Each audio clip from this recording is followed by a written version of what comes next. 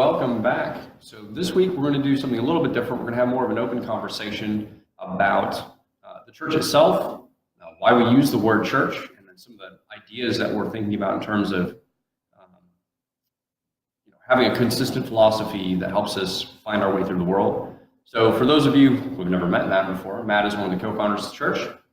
So he and I have been working together for a little over a year now to try and build the philosophy, build the church up into what it is today.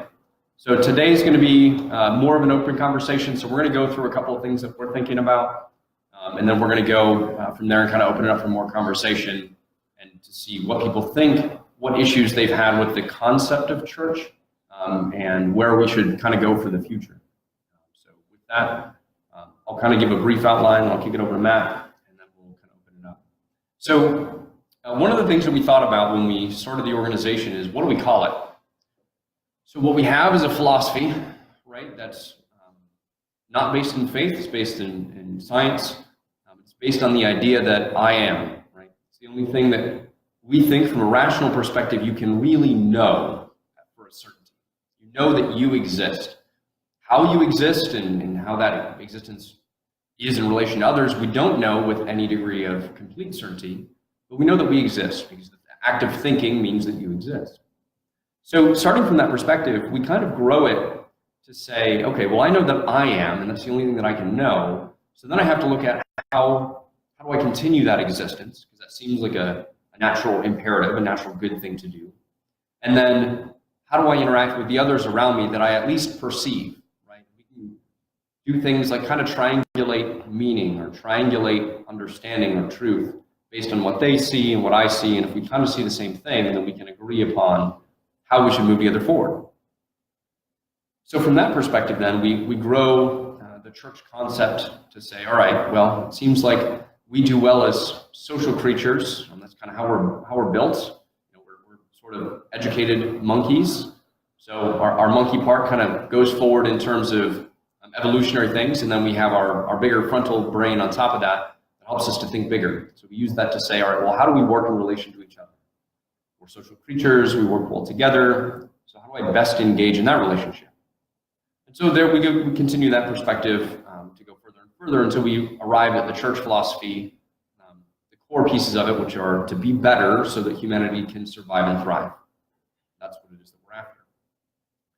But then we have to explain that concept, so that's what we'll call that the philosophy piece of it. Right? And that philosophy helps us understand what our purpose is. It's a purpose. It's, all purposes are made up, and it's something that we have through our own perception of I am, right? And so then we have to figure out, how do we practice that? So how do we practice the religious or the philosophical piece of our purpose? And to me, that's the church. So the concept of church is it's kind of like a verb. It's almost like to church. Right? So it's the act of living a philosophy or a purpose in some sort of practices.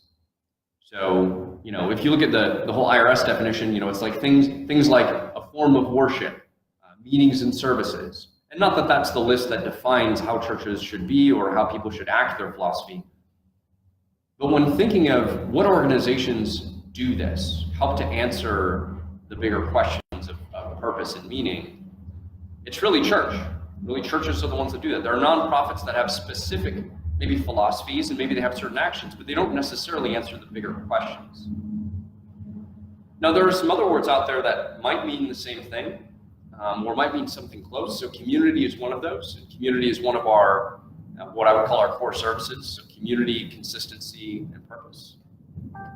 Fellowship might be another one of those. So the combination of people that get together and strive toward a purpose or betterment. But I think there's a lot wrapped up into the idea of church. Having a place of sanctuary, a place to go for resources, a place to become better and to be challenged. And that's one of the things that I think is important about our church in particular is it's really easy to stay at home, right, and do nothing or do little, and to live in our comfort zone. But we know that comfort is the opposite of growth. So by going out and coming to service, I actually consider that itself a service. because you're bringing your perspective and you're bringing your difference in that people then have to negotiate and figure out, are we kind of going in the same direction? So that kind of gives a little bit of the idea of, the philosophy, the church is kind of the action piece. And if you wrap that together and you take a really broad perspective, that's kind of religion, right? It's not faith-based. It's not based in dogma. So it's not really religious in the sense that we use in the Western world. We were doing some research leading up to this talk today and found there's not really a good definition of religion. Like, I think most people in America have a concept of what religion is. It's based on a faith, maybe one of the top 3 religions. You believe in a supernatural power that controls the world. But religious scholars would not necessarily agree with that definition. So I would say that what we have for being human church is a philosophy that helps guide our purpose as an individual, and then the church then is a practice of that. So I would say that's kind of the overview of the concept of what we're thinking in terms of church. And then to kind of tack on some of what we have envisioned for the future, things like an actual church school, or school for kids, or school for adults, that help you to help you to understand how to better exist in the world. Teaching things like general philosophy and logic and social skills, communication, etc. All the things that you need to learn as a human, as opposed to just learning the knowledge like school teaches you, typical school. You could do things kind of like other churches do, where you have hospitals and other agencies that deal with specific sub-issues like homelessness or domestic abuse, sexual education, which to me is a really important thing because we don't necessarily talk about that as a society. So these are all things that you could easily umbrella under the idea of church as it exists, but we start from basically the opposite perspective. So I'll kick it over to Matt to talk a little bit about that opposite perspective, and then we'll kind of just feel the conversation. And feel free to ask questions at any point, and either on the chat, we can see that from here, or if someone in the audience has a question, we can kind of address those things. And I do want to have a conversation about, I know some people are discomforted by the word church because it does have certain historical implications. Our position, at least as of today, is I think it's still a redeemable word. I think we can win back that word to mean something good for us.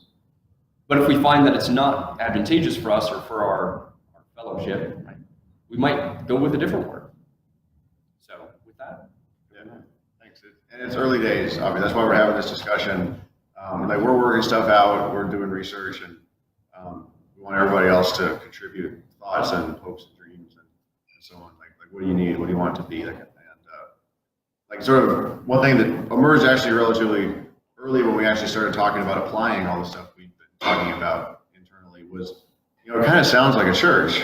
Like when you get to not where it came from, but where it goes. Like practical, what would you do in an everyday sense? Like what would you say people should do? It's like, well, they should get together and they should help each other out. And it's like, that sounds a lot like a church. And then we listed more things that you'd want to do. And it's like, yeah, it sounds like church activities. And I guess some people must have been onto something 10,000 years ago when they invented churches. But we get to it from a very different place, which is interesting. So roughly speaking, the real simple derivation of it is that when we look at churches and religions that already exist, you go look up what are religions, and you get a list on Wikipedia of these religions. And you look at what are their foundational beliefs, where do they start thinking and where do they sort of end, what's their conclusion. And for the most part, they all start, they might begin their reference point at something that's very common, like a daily event, right? But philosophically, they start from the assumption of some super duper infinite perfection. Right? They all start with that. Even Buddhism or something starts there. They're you have the wheel, and that's the entire everything that exists, and then it's perfect, and then you're this failed little thing inside of it, and you keep recycling until you stop being a failure. And then monotheism will do the same thing. They'll start with God, who is infinite and perfect, and then you are a lesser version of that, and you try to not be as bad as you are. Right? So they all start with perfection, and then they come down until they find people. They start with what's perfect and infinite, and they go work their way back down until humans show up at some point on that continuum. And one thing that we noticed about that was that it doesn't really matter where you decide you're going to start your philosophy from. You have to actually execute it from the perspective of one individual. Like if you like have a religious experience, right? And you're like, I saw God and God told me to do something. It's like, cool. You had an experience. You had to come to that conclusion. You had to process it. You had to make a judgment. You had to feel it. So at the end of the day, everything has to get processed through that individual's point of view. So that's like basically, it means that like the humanist perspective of like one person and how they see the world and what works for them is the only one that allows you to process the world. Because you don't get to process the world like outside of your own processing functions. And so we started there. We were like, where do you start with a human? Where does everybody start? And that's how the I am thing emerged. Descartes saying, it's a great point. Like if you can doubt everything except the fact that you are doubting, that's like rock solid. And compared to everything else, that's like the most solid thing. And then you can just work your way out as you get less certain about things from there. And so we ended up starting from there and then building it up from like chaos, right? And we're like, so you have chaos, and then things get more complicated and they do more unusual things. And then you get rocks, which are kind of like a pattern, and then you get animals and plants and stuff, and you get like little humans, little kids who are almost there, and then you get like humans. They seem to be doing like the most unique, complicated things we've ever seen. So we build up from chaos, right, to humans. And then the question of infinity is like an open question, right? Maybe you can keep going to infinity, but it's sort of like a secondary concern, right? It's not, you don't start from infinity and get down to humans and go, oh, look at how much humans suck, right? They're not perfect. Instead, you start from chaos and you're like, hey, look, humans managed to do something that wasn't chaos, right? Something that wasn't totally random. And then we like, that's sort of a miracle, right? It means that when you manage to achieve something that's not just mud sitting there sloshing around, like that's great. You did something other than be a rock or be a plant or something like that. And we feel like that sort of puts everything in a different perspective. But when you go and apply it, it ends up looking almost exactly the same as what everybody else does. Like 80%, sort of Pareto optimal. Like for the most part, most of you is evolved systems that are unconscious and they work the way they work. So they're all like tangible, right? Like your stomach doesn't trust food that you can see. Like I can put a hamburger right here and it's not going to make anybody not hungry anymore, right? The hamburger's got to make it all the way into your gut before your gut like trusts that, okay, we have food, right? And so that's how the rest of your body works. It's all like touch based. So like there's a difference between seeing a movie about people or like watching a concert or something and then actually being there in person, right? You have to like have that tangible experience. So philosophy is great, but you got to go apply it, especially with other people. And ultimately what we have sort of worked out so far is that what that ends up looking like is that, like, why would you do any of that, right? Like that's, nihilism is a popular philosophy these days. The idea like, why do anything? Nothing matters, nothing means anything inherently. And it's like, that's true, technically. But the way we've sort of been working it out so far, and this is totally open to anybody that wants to intrude on this, is very welcome to improve on these ideas, is that there's no inherent reason to do anything. Nothing's inherently right or wrong. That's true. But some things are inherently more meaningful than others. So you can do something that's very short-term and limited, and no one knows about it, and it has like X amount of meaning. But if you connect with a bunch of people, and they all like it, or at least know about it, and they remember it, and it crosses time and space, and maybe it makes it into a history book or something, like it's increasing the meaning of it. Like this building has a certain age to it, and you can tell the people have used it and done things with it. So that means that like working here connects us to that history, and that makes what we're doing and what they did more meaningful. Connected it all together. So like the core function of a church, like that activity of applying the philosophy, the core function is just connecting people together so that they increase the amount of meaning that they are attached to and that they experience. And when you can, it's like the difference between someone who says they're laying bricks and someone who says, well, I'm building a building, and someone who says, I'm building a house of God. Right? Like you can have an activity, you can have a career, you can have a calling. And it's basically like you can discover that in what you're doing. So a church really helps guide you towards that. You might not find it on your own, but if you have people that you trust and you see every week and they're like, hey, you're doing a thing that connects to these things 1,000 years ago, and it connects to something that could happen in 1,000 years, and it's connected to people who are in this other state, they believe the same thing, and you're helping them out, it just makes it all more meaningful. I think that's ultimately why we keep coming back to church, right? Like community doesn't seem to cover it, fellowship doesn't seem to cover it, corporations, like we got to have a nonprofit, right? Nonprofit doesn't seem to cover it because all those other things we can list out, they all seem like the way everybody else interprets them is they are hands off on the big questions. Like they're not going to give you meaning for your life. You can go to work and work will give you money and it might give you health insurance, it might give you dental, but it's not going to give you meaning, right? That's not their responsibility. You're going to go to HR and be like, I would like some meaning in my life. And they're going to be like, not our problem, bro. Like, go somewhere else. So where do you go? I mean, you might go to your parents or something, but mostly you go to religion or you go to church. That's the organization, the activity that takes responsibility for like giving life meaning.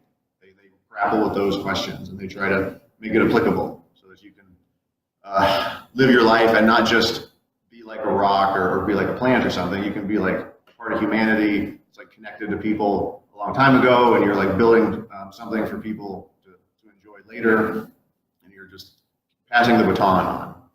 And that seems like that's, church, basically. That's church activity.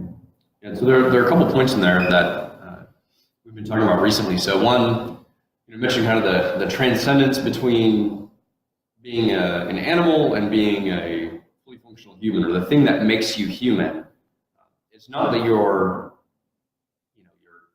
monkey is better than the other monkeys, basically. The primitive systems that are a piece of you. It's not just that we're better or more clever. It's that we have the ability to transcend the sum of all of our primitive systems. So the things that cause us to invent, to synthesize sensation, and then build that into something more. Right? So ultimately that gets to the idea that if we are controlling our environment, that's transcending our environment controlling us, right? To include our physical systems. And there are examples of how that works, right? So people are willing to sacrifice, not just for their families, because that's kind of genetically coded that you sacrifice for your children or maybe even for your distant relatives, but that people sacrifice themselves for ideas. That's not a evolutionary good, that's more of a transcendent evolutionary good. It's something that's greater than the sum of the parts. Right, so yeah, like you look at, it was the Buddhist monks, I think, right? Yeah, Buddhist monks set themselves on fire to make a statement for something. Like their genes aren't getting passed on, but in the sense of humanity, the culture, maybe the culture is evolving. And so that ability to transcend that, not saying that self-humiliation is maybe the way to go, but the ability to do that transcends what you would call your monkey, basically. And so coming together to do that, to be able to transcend, to bring all of us together so that we can synthesize ideas, even more than just ourselves or our group, we bring perspectives together that allow us to transcend that and to grow humanity forward. And that's kind of a really important thing. That's like extra important because there's a lot of things that we call religion, or at least if you're a religious scholar, you would bookkeep them all under religion. That some people might not. But, they have different belief systems, and they all have a roughly different idea of what's the best. Like what's the greatest thing, what's the most transcendent thing. And the closest we've got to it is that stuff like Buddhism or godliness or something didn't quite feel right, and we've been working out why that seemed off or something. And roughly where we've gotten to so far is that it seems like meaning decreases the fewer connections you have, the fewer scope you cover. If something is only remembered for like 5 minutes, like I don't remember what I ate last week for lunch, right? So it's not very meaningful because I didn't remember. Nobody else remembers it either, right? But like meaning increases the more you connect to other things, and the longer it gets remembered, and the more space it covers, and so on. So the philosophies that stop at simple transcendence, where it's like non-attachment, where it's like I'm an abstract awareness being, and my body is just a vessel, that kind of stuff. They seem like really nihilistic because they're like, hey, disconnect from the carrying the baton forwards. Like it's okay if you just stop and everybody else just stops and it all just ends, right? And that sort of by definition limits the amount of meaning that you can create.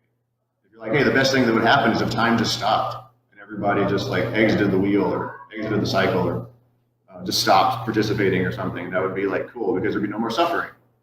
And it always seemed off. And the closer we've got to figuring out so far is that, I mean, suffering, kind of sucks, but it's not the point.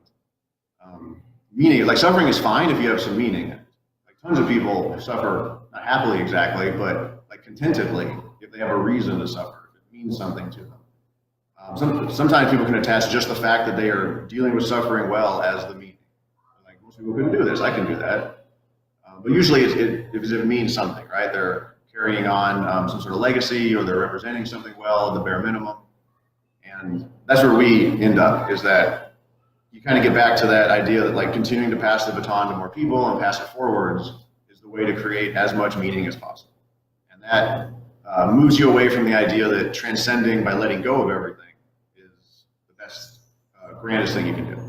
Like you still have to hold on to things, you have to hold on to meaning, and then keep passing it forward and keep growing it. So it's like not a non-attachment thing. It's a take what we've found that's valuable and just keep growing it as long and as far as possible. So that kind of goes into the idea of the infinite game. So it's we'll do a future talk on finite and infinite games and get really in depth into what those are. But so if nothing is inherently, there are no inherent rights or wrongs. It has to be derived from the I am and the collective we are, and then we agree upon it. It seems like the thing that is the most good is to keep the game going. Keep playing the game. Keep playing the game of humanity. Expand it farther and farther. Increase our meaning. Connect more and more. So that it just continues into the future as long as it can.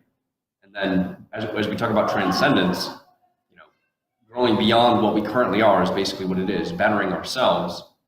Maybe at some point we find a way to transcend infinity. And it seems like a weird sort of out there concept, and realistically it is today, because trying to comprehend infinity and moving beyond that, that's a bit difficult to do considering we haven't quite yet made it off the planet, at least not permanently.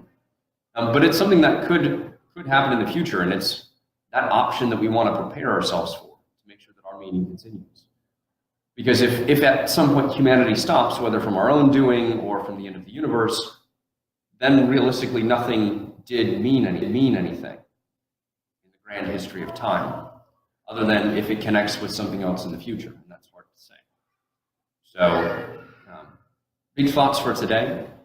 That gives you some of the things that we're kind of thinking about and wrestling with. I want to shout out to Brent Henson and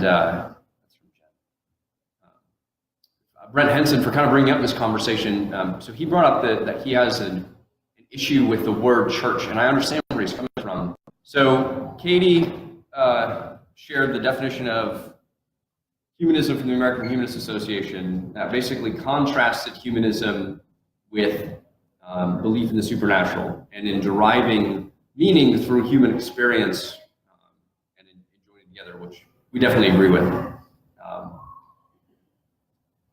So right now we want to have a bit of a more conversation about some of the issues people have with the idea of church.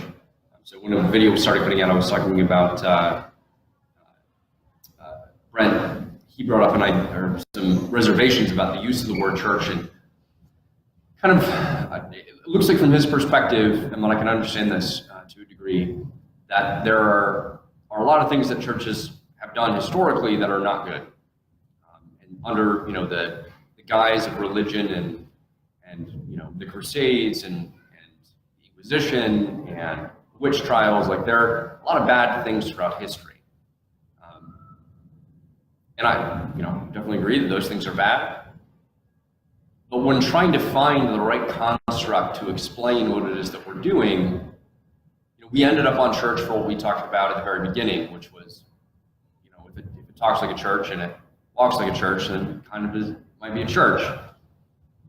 But we're open to suggestions on how we might rephrase it if we can find a concept that encompasses what it is that we're trying to do. So that might be fellowship, it might just be community.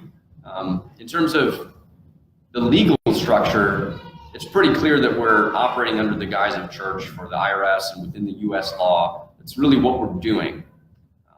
We're not a nonprofit focused on a specific sort of mission. We have a much broader mission of answering the bigger questions and forming community and being there for each other. So I want to see what else other people have. So we've got the regular kind of wider microphone today, so it should pick up.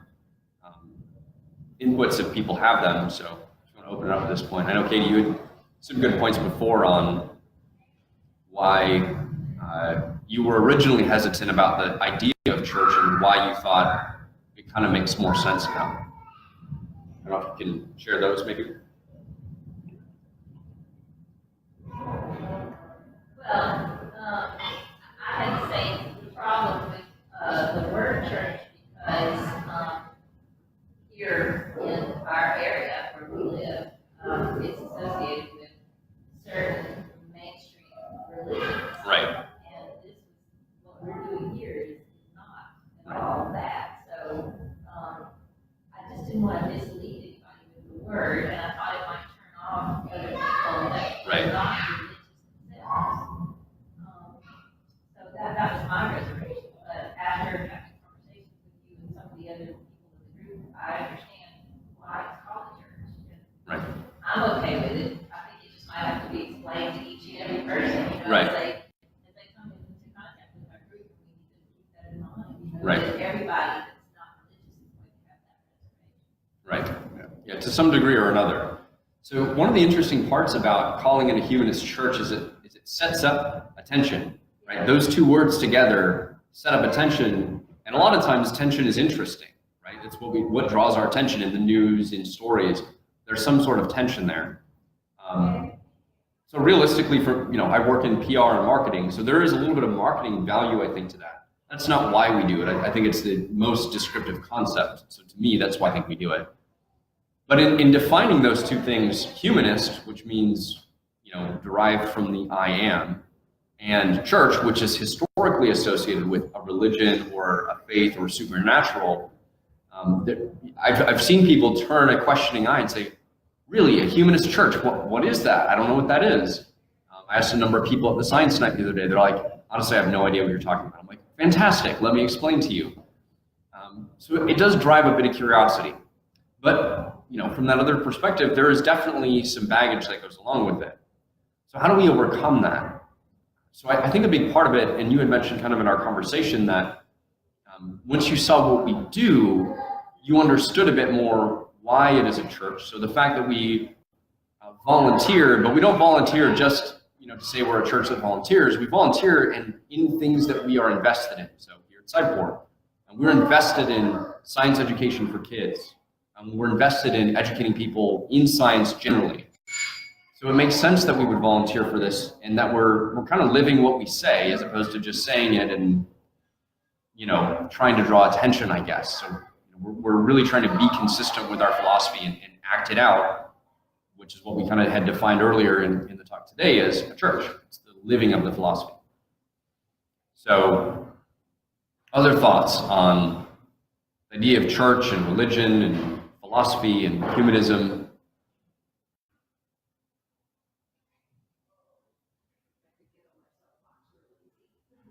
Well, that's fine. So many negative connotations and everybody's got a baggage that they bring with them. Yeah. So putting those two words together, humanist brings out the question of what is that? That got me more intrigued. But I don't know, sometimes I think just that word would push people away. Right. Not even want to be curious because they have so much baggage attached to it. Right. With me, I don't like just in general this church, this word. Because I grew up in a really religion family. Right. And it wasn't good in my first marriage. Then I changed a lot, and then my church was Orthodox. Then when we moved from my country, I tried to go to Protestants. Yeah. I mean, just in general, I don't like name. Yeah. I think, I like what we are doing.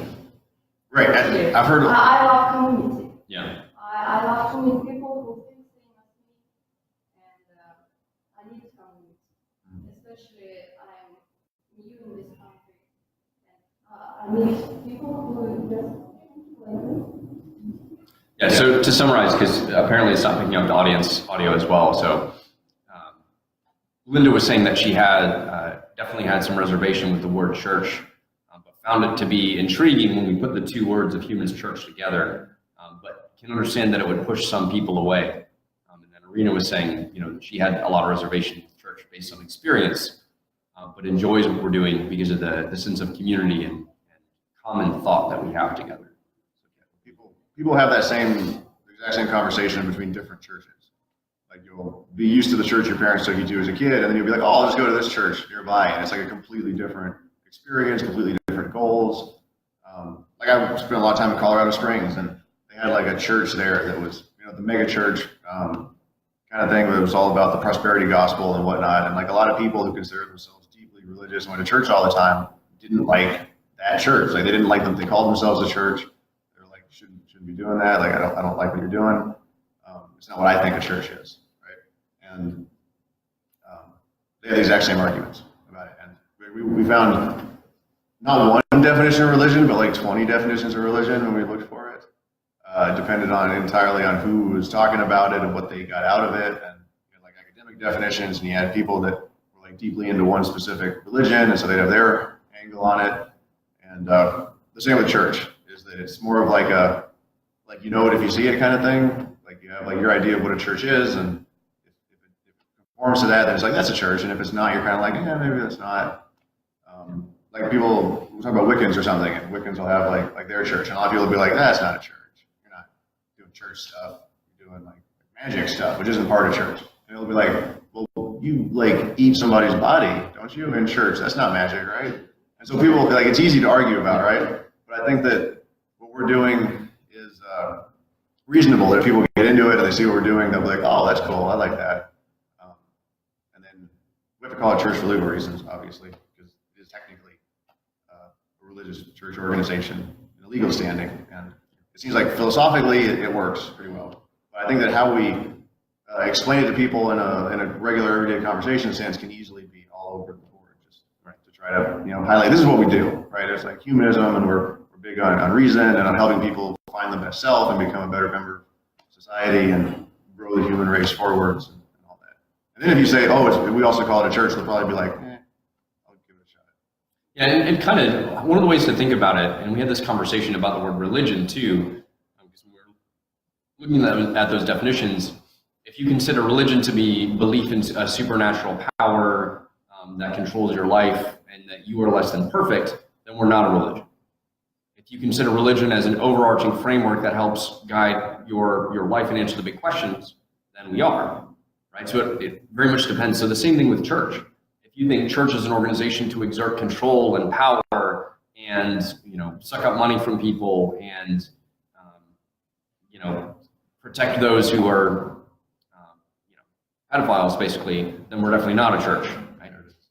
Not that. But if you consider church as a place of sanctuary where you can get resources, be around like-minded people, be pressured to live a better life because other people are trying to do the same, learn, then we are a church.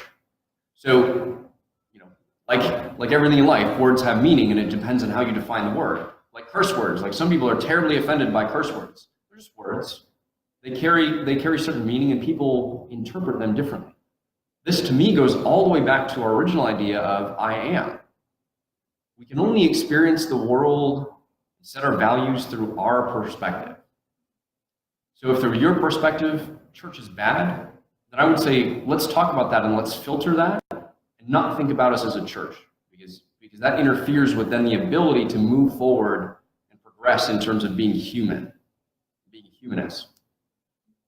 But if church is something that you see as a useful construct to help guide how we structure things and how we engage with each other, then use that filter. That filter is beneficial. Because a lot of times we have to, the phrase, you have to hack your monkey, right? You have to hack the primitive parts of you that get in your way of using your front brain. So if you've got hangups because of experiences you've had in the past, you've got to figure out how to hack those experiences to work for you and not against you.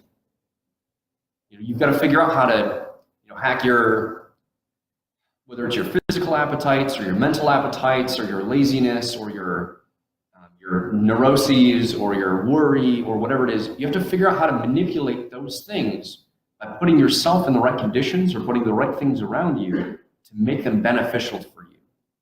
And that's one of the things I found, even for me, I don't want it to seem like I come up here and I'm so good at everything because, I'm giving all these talks. It's not. Every time I do this, I find ways to improve upon being me, being a better husband, being a better father, better father, apparently not being better at speaking.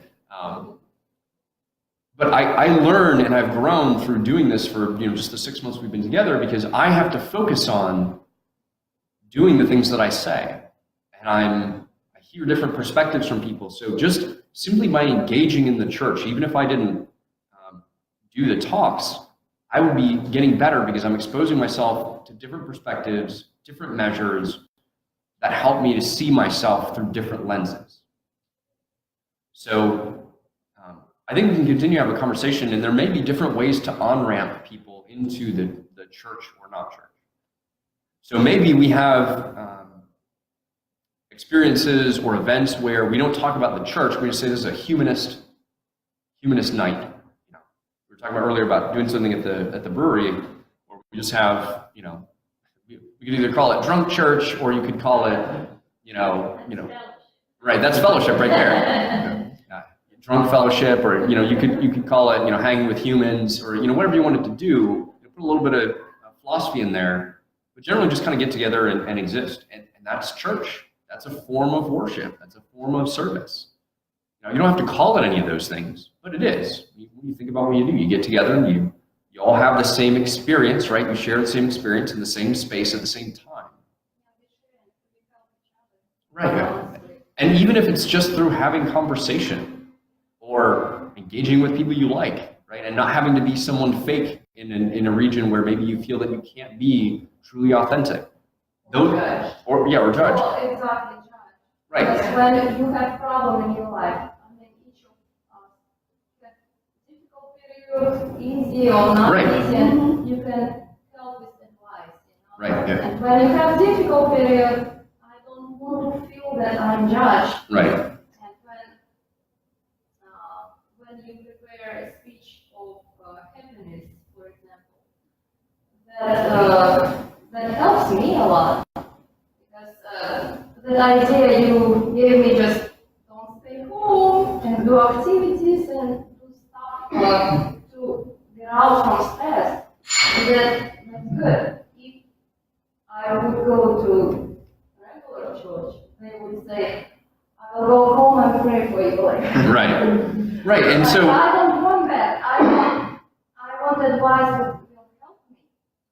Or just like you guys just say, just come over to my house. Just let's hang out and do stuff. Don't think about your stress. yeah. We help each other, not just sit on the couch and pray for someone Right. who Right. doesn't get help. Go do something. Yeah. We help Yeah. each other. Exactly. Yourself in a place of superiority. Right. Exactly. Or, for example, when Mary was so sick and had newborn baby, Right. fostering, me and Jen just went there. Right. She took her to emergency room and I was watching two kids. Right. So And we that's have- community yeah, right there. no, and we are people. Right. We supposed to help. Don't pray to get help, Right. We go and help. Do the physical. Exactly. Yeah, just sit in the car and go. You can't hear it. She's saying don't just pray for something. Don't just say, I'll pray for you. Go help them, right? Right. Go do Exactly. something. Or when I had to go to Mississippi, and I just couldn't. Right. Jan came over at 5 a.m. to help me. She Right. took me to my and took me to Mississippi. Yeah. It's we are people. We help each other. We were digging into the definition of religion, are we going to call it this, or are we going to find something else? And sort of what emerged from that was two really important concepts. It seemed like one was the philosophy, why are you doing something?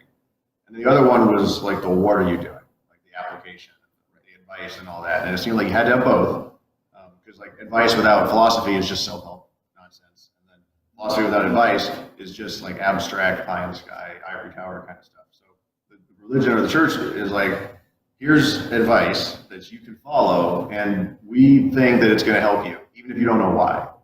Because you got to like get the advice first. You know, it takes time to dig into the philosophy and figure out what you believe and compare it to other people and have some experiences to bounce it off of and adjust it, right? But you're going to be doing something that whole time. You got to eat, you got to sleep, you got to go do stuff. So you need some advice that hopefully is grounded in some good philosophy, right? It's not just random stuff. And like that's huge, right? If somebody's like confused or lost or what they were relying on isn't there anymore, you know, just having a community that's like, well, here's some solid advice, and here's like our way of worshiping things is to go help people get stuff done, you know, applying the advice, then you move everything forwards, and then people don't even necessarily have to dig into the why. Like some people are into philosophy, they're really into like the details of it and whatnot, but if the actions make sense and seem to help people, then they'll engage with it. And if it really does help people, then it's great, right? Then it sort of validates the philosophy that came out of that. And it helps to, I think this validates the idea of hacking your primitive self, right? So hacking the monkey, because, we were talking about the happiness thing. You said that the happiness talk helped you because, the advice is basically just go out and do something, go out and there are ways that you can manipulate your lower forms of existence. And so doing that, taking that advice that Matt was talking about and doing it, even if you don't know the why, you don't know the science, or you don't know the philosophy, it's still useful. And that's kind of part of what the church provides. Another piece in terms of the community is, Irina was talking about helping some of our friends in different circumstances where they helped her or she helped them. And that really grew out of some really deliberate engagement between all of them. So I know Jen, when we got here, went out with a deliberate goal of building a network. She's an engineer.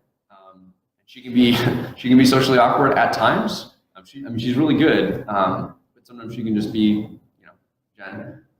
But she went out and said, after being at home when I had deployed before with Ariana, I don't want to have to do that again because that was really hard. And so I'm going to go out on purpose and make adult friends. And so all of those experiences that followed, you all helping each other, were because of direct and deliberate interaction and connection that we did. That meant experiencing discomfort, going and putting yourself out there and saying, I don't know if these ladies are going to like me, but I'm going to go try and find somebody that I have something in common with. That takes energy, and it puts you at risk. And it's not the kind of physical risk that we used to have from the evolutionary perspective, but it's definitely a psychological risk in today's world that you have to put yourself out there and be judged. You have to risk being judged to connect with people. And so that's a really powerful thing. And that's one of the reasons that I think community is one of the core services that we provide. Because finding and engaging in community as an adult is really hard today. It's so easy to be separated by social media and ideological bubbles and sides, right? We all want to be on a side, and everybody wants to be on a winning side and be right. And so to put yourself out there to be judged and to be open and be authentic is hard. And so I think that the church as a concept that does provide that sanctuary of non-judgment, and that we can be open and have reasonable and logical conversations about real things in life, to me, that's a real service. And it doesn't matter if people come in for a short period of time and then leave and go on somewhere else, or they stay for a long time. As long as they're getting something out of it and that contributes to them as a human and it adds to their meaning, to me, that's good. Like the humanist perspective, for me, like one of the things that led to this was that we were both getting older, and we're like, we haven't found a community that we would like to be a part of. And we're like, well, what if we go make one? Right? Yep. And a core part of it was like the humanist approach. Because at least for me, it feels much more realistic. All these other approaches that either have no grounding in anything, they're just whatever seems to appeal to people at the moment. But then there's others that they have a grounding in something, but it's like this weird, contradictory, like extreme, infinite perspective. And it's always like, I'm just a person, man. I can't compare myself to like something infinite. I don't know how to connect to that. And it makes me feel like really like off, that I have to compare myself to something that's perfect. And then like, oh, well, obviously there's this huge delta between me and like something that's perfect.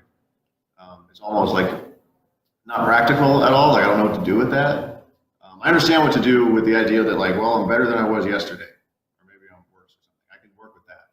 I can work with like, hey, I didn't talk to anybody yesterday. I just watched YouTube videos. Okay, so today I'll talk to one person. It's like, yay, I did better. I can understand that. I can connect to it and work with it.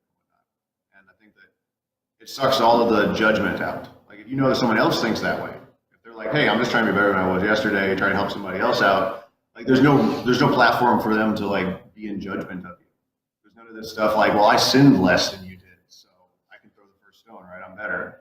And they're like, you know, they're not thinking that way. You know, they're just thinking like, hey, I'm just like a really clever monkey, and I'm just trying to help out other monkeys be a little bit cleverer and live a little bit better. That should connect people more easily, right? Like one of the things we talked about a long time ago was that if there was like one thing you could change that would make the world a better place, what would it be? And one thing I think we came up with was that if you could just make people make friends more easily, like wherever they go, like go to a new place and just be able to make some friends, you know, like go to a new bar and just be able to make a friend there, as opposed to being like alone and having it be a hard thing. And it's like a community helps with that, right? If you have the right mindset and you can connect to other people that you know have the same mindset, especially like build a network of people that all live in the same way, I think that would go a long way to help. And that was the thing for me with the church is, you know, if you're Catholic or Protestant or whatever, you know you can always pick up and go to another place and there will be a church for you. There are going to be people you have something in common with, you had common experiences growing up, and you can plug right into that community. People who don't believe in faith or in God or in whatever, or are not religious, don't have that, right? We tend to be a little bit more individualistic. We tend to be a bit more focused on reason. But at the same time, we also tend to be a lot more singular, right? Because a lot of times we think that we are isolated in pockets of people who are not like us. But I think as many of us have found, there are a lot more people here than we would have once thought, because we've made the choice to go out and find others like us.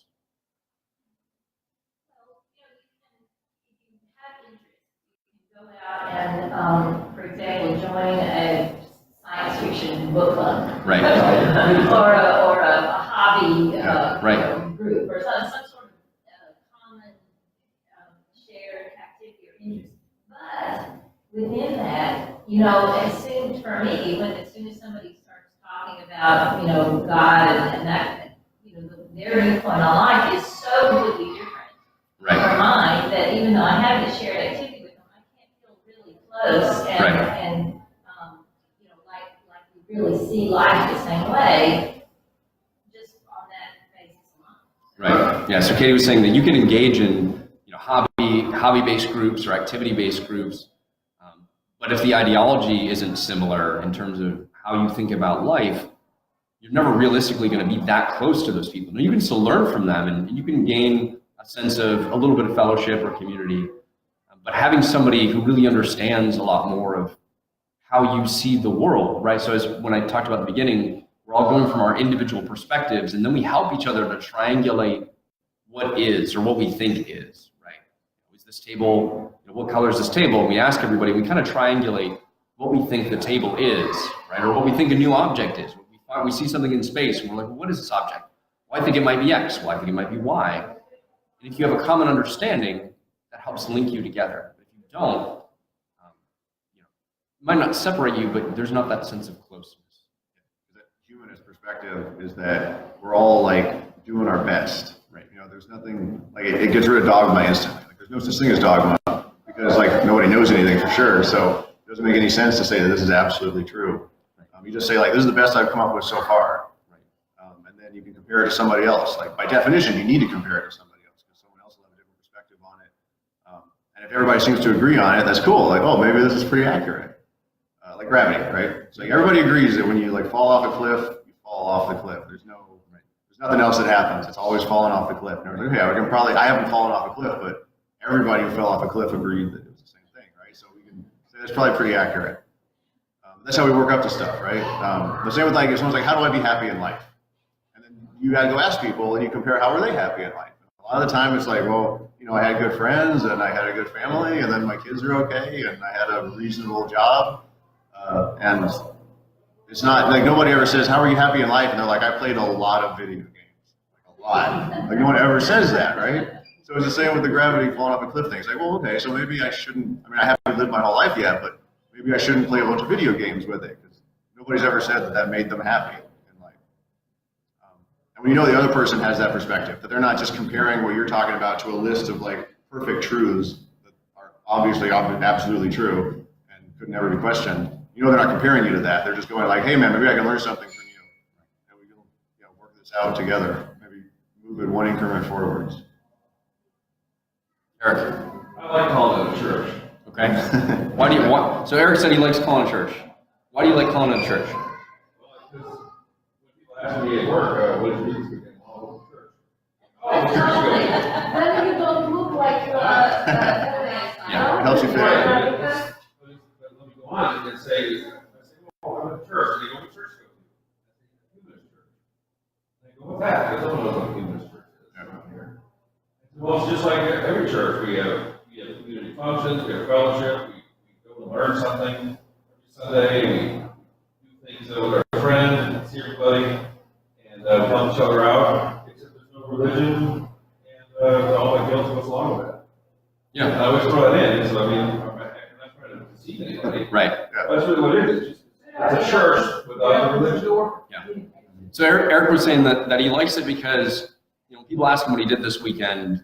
He says, well, I went to church. And they ask, oh, where'd you go to church? He's like, well, I go to a humanist church. And then they ask about it and he explains it to them. It's, just like any other church where, you go and you volunteer and you have services and you have fellowship together, but there's also no religion and none of the guilt that goes along with it. So I know one of the things that we had brought up in conversation before is it seems misleading to call it a church when people have maybe a certain view of what church is and that it's essentially linked to the supernatural or the belief in faith. But on one hand, if you take the opportunity to explain it to them, and if they ask the questions, right, you're not deceiving anybody. What you're doing is defining something and then explaining it when they have the interest. Now, we could always make it a point to make sure that we're very clear it's a humanist, non-religious church, right? We could start right off with that. Now, of course, in this area, we have to deal with having the conversation about it, like, well, how do you live a good life and all that stuff. And sometimes you don't want to deal with that on a daily basis. I don't think there's anything that should force you to do it. Nobody wants to do that. Right. But also, for me to go into my whole diatribe about why I think humanism is more reasonable than religion or belief in faith, to me, that's kind of proselytizing if they didn't ask for it. And I know that many of us get uncomfortable when someone starts proselytizing us to say, oh, well, why don't you believe, or how do you live a good life? And so I don't necessarily think it's good to just jump into, well, this is who we are, and we're not this, and but if they ask the questions, that's a perfect opportunity to say, well, this is how I exist, and this is what I believe, and that offers them a different perspective. So they, as a human, can look at it maybe through a little bit different lens. So Yeah, it's entirely possible they've never heard of it. right. Well, what happens is they'll say, oh, okay. Yeah. A lot of times, if they're not interested, they're like, okay, that's interesting, and they're like, I heard church. He goes to church. All right, he's cool. Yeah, Just like you would walk. Yeah. 2 days ago, I took my son for extra classes, and the teacher asked me, do you go to the church? I said, no. Because I think our group is like community. Yeah. And he started inviting me, and Yeah. I was like, So- I think this, Yeah. this is a great idea. Because, And if they're interested, if Because they're I- also not religious, yeah, I then don't- they'll ask more questions about it. If they're religious, they want nothing to do with it. It's like, you didn't say you're atheist. That's Right. good.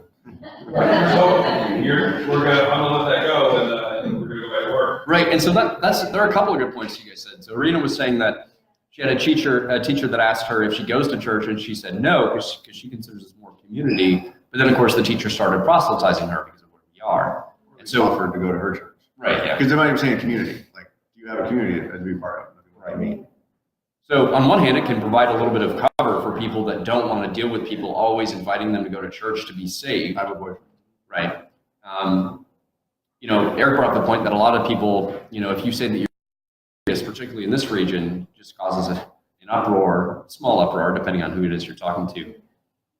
I know for me personally, I would say when I was in my early, actually most of my 20s, I would have called myself early to mid-20s, I would have called myself atheist. And then I kind of transitioned to agnostic. And the reason I did is because you can't disprove God's existence, right? You can't prove a negative, basically. So from a purely logical perspective, like when you draw out the argument using symbols, you can't prove something does not exist, because you can only sense the things that are in existence. So to prove something isn't in existence, you have to prove everything here and then prove that it's not in that, right? So when you do the Venn diagram thing. So to me, agnostic is more accurate a description, and again, depends very much on definition, for me, because I can't prove if there is a God or is not a God. So I just don't worry about it. It doesn't mean anything to me. Now, I operate as if there isn't, right? I'm not hedging my bets and asking to be saved, because that doesn't make sense to me. But for people who declare that they are atheist, and I can understand why they would, because they operate as if there is no God. I'm cool with that. A lot of times, and especially, we're just going to converse at this point. I'm not going to keep bringing it back up. Cut off the video. It cut itself off. Yeah. I know what you're trying to do in the video, you know, and I'm very conscious of how it's sounding and looking as it's going on the video, but I would prefer to That's fine. We're having issues with it today anyway, so I'm not worried about it. But so a lot of times, people who are what I would call hardcore atheists, right? They're out there, they're having arguments with people, and they're having conversations. What's that? Like anti-theist. And yes, anti-theist. That's maybe a better way to put it. So anti-theist as opposed to atheist. To me, they're operating in the same way that people who are religious are. They have a belief system, and they're dedicated to that belief system, but they can't prove that belief system, so there's still an element of faith. You believe there is no God. You believe, and actually, the way I phrase it is, for agnostics, you believe God does not exist. So you believe in a negative, whereas theists believe in a positive. I believe God exists. Agnostics might say, I do not believe God exists, as opposed to, so you get the small difference You there? don't have to have a One, you're affirming a negative. The other, you're just saying you don't operate as if there is one, because you don't think there is one. Yeah. Okay. Well, it's not even probability, because that has to do with sampling, right? But just an atheist is almost like that, right? Like, it's pretty simple that everybody is an atheist for 1,000 gods, right? Like, nobody worries about Thor. Like, no one asks, do you believe in Thor, right? Because like, people who believe in God don't worry about Thor. They're like, they don't consider themselves an atheist, right. But they do disbelieve in like thousands of gods, right? Yeah, atheists would argue they just disbelieve in one more. Right. So anyway, but so that's why I take a little bit of issue, and that's why I like, humanists, because you can be against something. It's really easy to be against a lot of things, but what are you for? I'm for being human. I'm for being better. I'm for humanity continuing. So,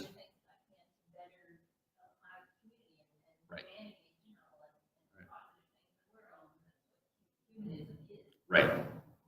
Yeah, we've got we're working on refining stuff. So we have some articles that are coming up as we figure out how to phrase things. And one of them is like blah, blah, blah. And then it ends with basically like, well, this is just stuff that we're asserting. We're not saying anybody else is wrong, right? Like we're just saying like, we're out doing our thing. Like we think these are important and we're going to act on it. But we're not acting against anybody, right? So like if we ever come to a head with somebody and it's like we're butting heads against them and we're trying to do different things, it's not because we're against them. It's because we're for our own stuff, right? It's like an important distinction, right? If anybody asks, like, why would you do that? You'd be like, well, we're for this belief system, right? Even somebody that's religious is going to be hard. You're like, what are you for? It's like, well, we're for people to be stronger individuals and better members of their community and for humanity to thrive. And it's like, I mean, okay, that sounds good, right? Like that's what we're for. So if we disagree with somebody about something, it's not that we're against them. We're just for this thing.